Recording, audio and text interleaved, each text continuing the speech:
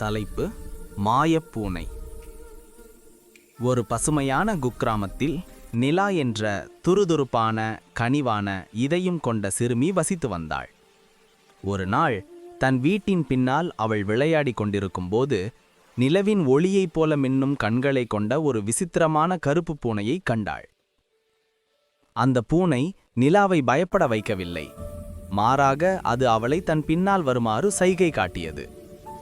அந்த பூனை கிராமத்தின் எல்லையில் இருந்த யாருக்கும் தெரியாத ஒரு சிறிய கற்பாறை இடுக்கிற்குள், அதாவது ஒரு குகைக்குள் நுழைந்தது. நிலா தைரியத்துடன் உள்ளே சென்றபோது அங்கே ஒரு பிரகாசமான வெளிச்சத்தை கண்டாள்.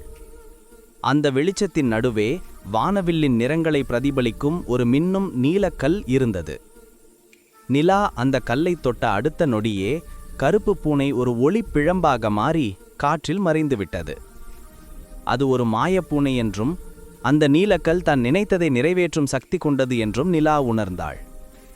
அவள் தனக்காக ஒரு பொம்மையையோ அல்லது இனிப்பையோ கேட்கவில்லை. அதற்கு பதிலாக, என் கிராமம் இனி பஞ்சமின்றி கவலையின்றி என்றும் மகிழ்ச்சியாக இருக்க வேண்டும் என்று மனதார வேண்டினாள். மறுநாளே வறண்டு கிடந்த ஏரி நிரம்பியது. பயிர்கள் செழித்தன. எல்லோர் முகத்திலும் ஆனந்தம் நிலைத்தது.